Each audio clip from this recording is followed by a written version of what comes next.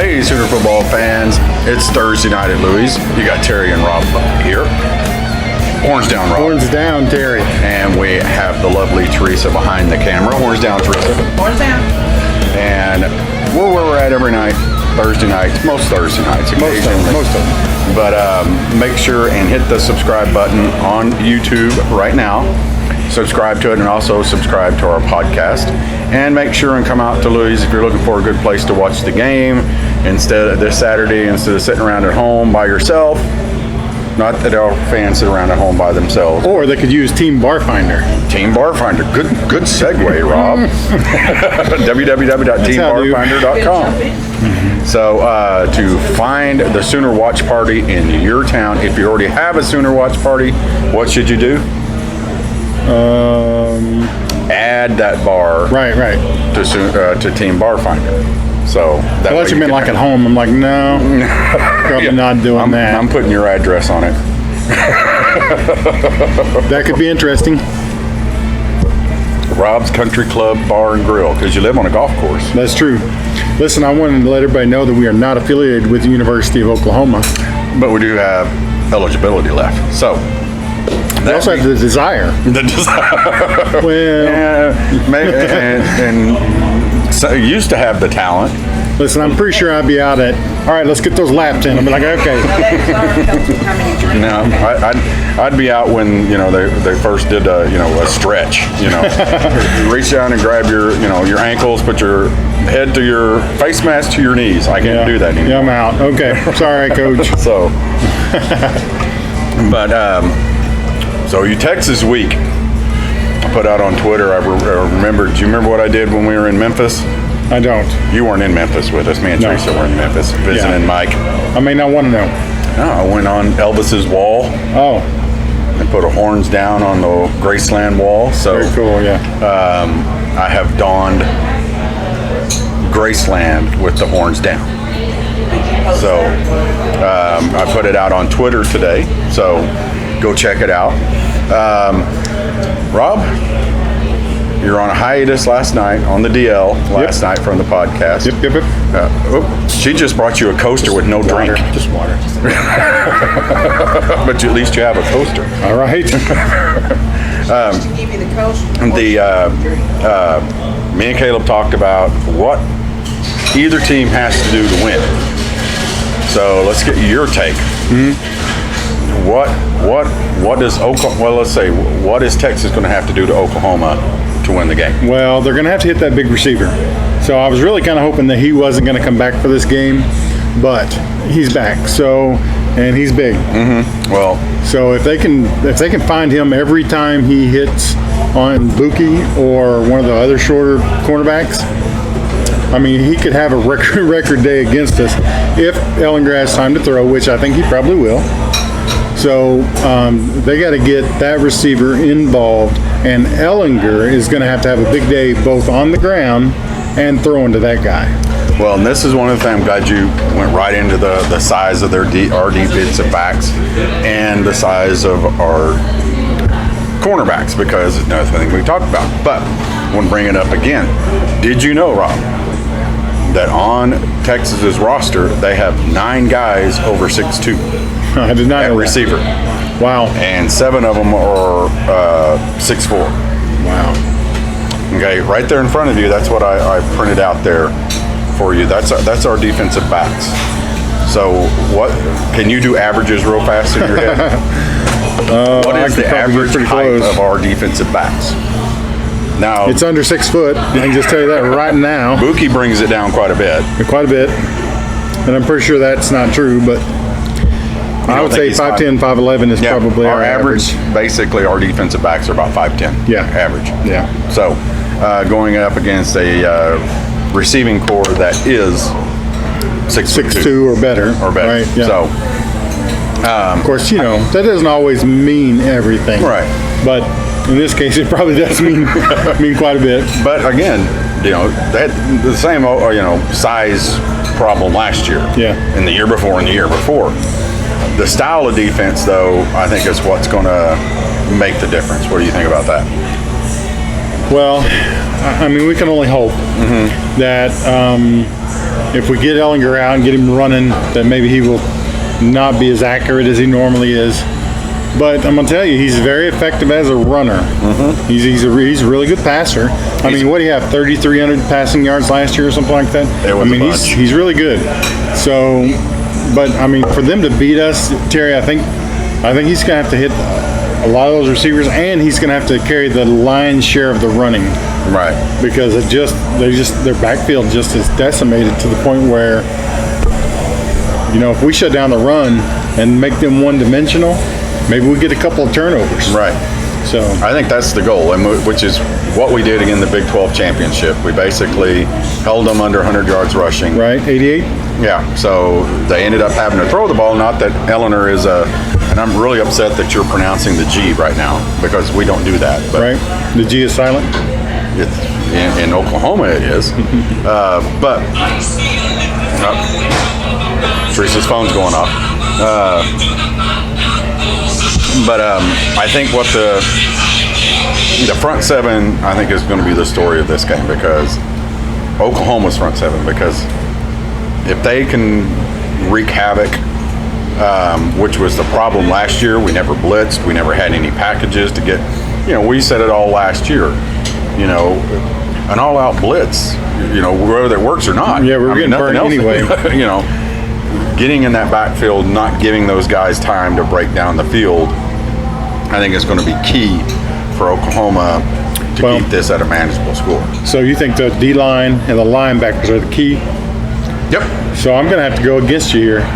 I think that if the defensive backs are where they should be, it might deter him from throwing the ball to an otherwise bigger, taller receiver than the defensive back. So as long as they're not out of place, then maybe we get to him. Well, and I like the scheme that they're running. I'm going to put on my glasses and look at my notes here. It was, I can't remember who it was. I think maybe it was Motley that said how they've worked on defending bigger receivers, which I never thought of it this way. Number one is don't let them get behind you. That'll help. Number two is put that cleat right on the thigh pad and just jump. Oh, no. No, it's actually either in front or even with them. Don't let them get behind you, right. But preferably in front, because you cut off the route. And if you're in one of those two places, you can play the ball, not the receiver. Right. And that's what Oklahoma's doing differently this year than what they've done in the years past, is you see them going up, even with bigger receivers. It happened in the Tech game. It's happened in a couple of games. Bigger receivers, they get their hands on the ball, but Oklahoma attacks the ball at that point in time to get it out of their hands. Well, if Ellinger's looking downfield and he sees a defender with a receiver, even though the difference may be 6'5" to 6 foot or 6'5" to 5'10", you know, he may not necessarily throw the ball there, even though it's a size mismatch. Yeah. So hopefully, you know, they're just, I mean, we need them to be in the right places so that, you know, maybe he second guesses or we get to him or whatever. Well, I think this defense has got to put pressure on him right off the bat. A lot of the issues, like I said earlier, with them getting behind us was that we had no rush. We had no, and we don't even have to get in his face. We don't have to knock him down. But if you just get that 2 steps into the backfield, he sees you, it's going to speed up that run. I mean, speed up that throw. So I would rather hit him 92 times every time he drops back. Yeah, every time. But if you come through that line and he sees you, he's going to get rid of that ball quicker than what he would have last year or everybody has done to us in the several years past. I think their offensive line's pretty good. So obviously they're going to double team. Front seven's pretty good. Yeah, I think it is. They're going to double team Neville Gallimore. So we need somebody else to step up. Yeah, Perkins. Whether that's Perkins, whoever that is. But honestly, I think we're going to be probably doing a lot of corner blitzing. Obviously, Elner has a problem with that from the Big 12 championship game last year. He can't read it when it's everybody in the stadium and from across the country and in the lower regions of Africa saw a blitz coming off the corner last year in the Big 12. Man, and they just ear-holing. Oh, every time. You know, and the other thing is Oklahoma's got to be more physical than they have been these past years. And I think we are. You know, I think that's part of the team this year. A little bit more physical than they were last A year. little bit more pride in being physical. Yeah. You know, I mean, it's designed, the defense is designed that way to be physical. The defense is designed to hit people in the mouth. The defense is designed to chase people down. You know, though I'm not drinking that Kool-Aid yet, but I'm wanting to. This weekend is going to be the defensive Kool-Aid. All right, let me ask you this. Okay, go. How many personal fouls for horns down are we going to get on Saturday?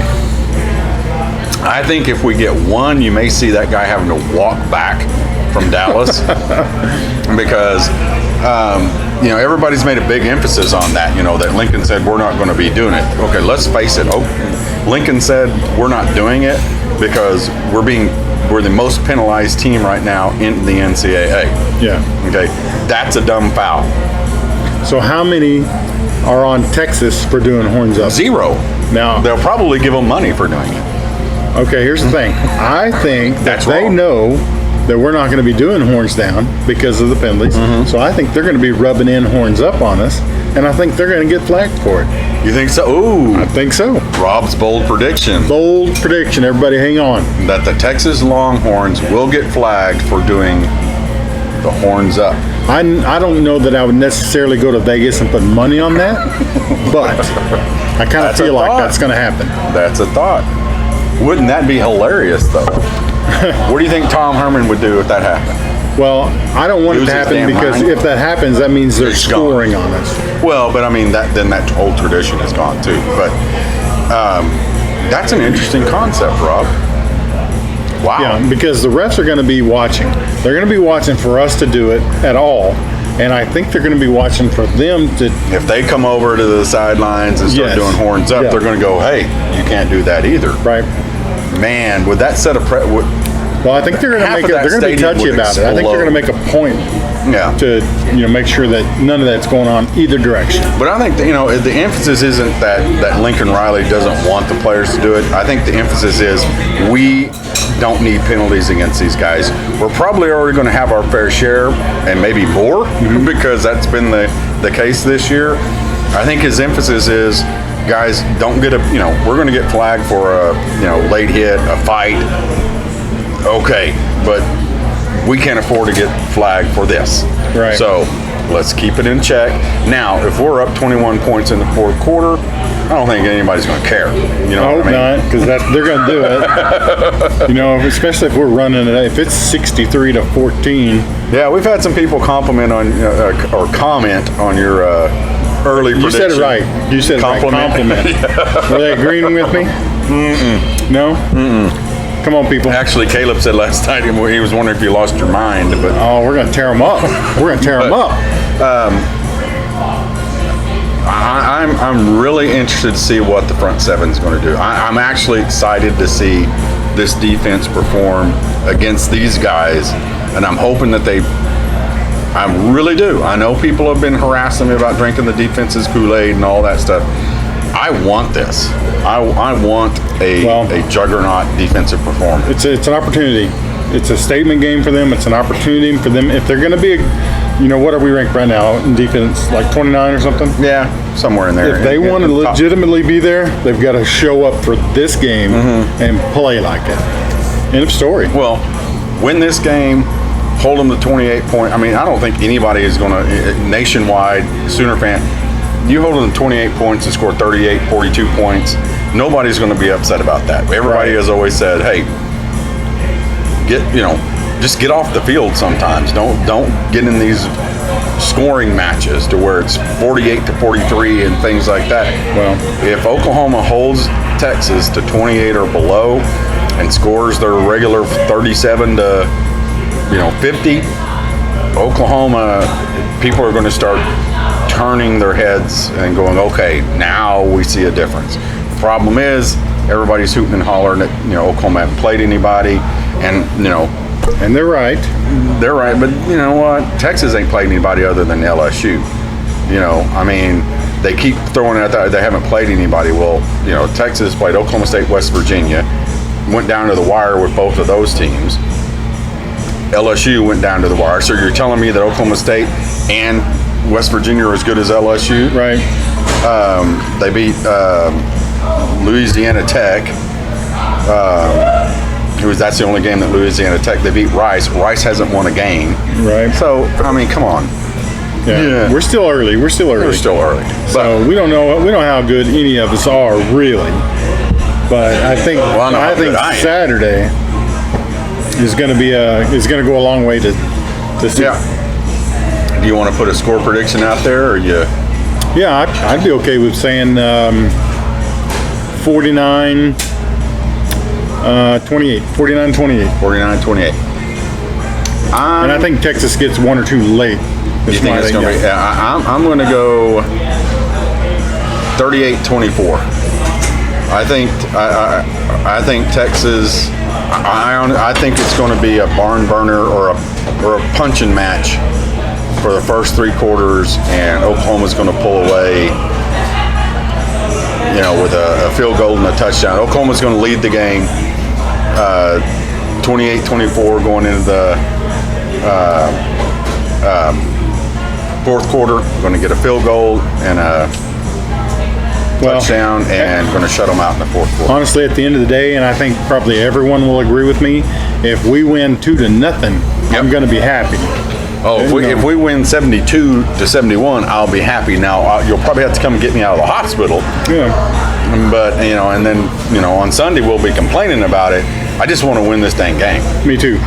So, and all of you guys do too. We know that. But Campus Corner, I think everybody's already headed down to Dallas. Right? There's no one here tonight. But there was free parking. I wish There's we were nobody in here. We were headed down.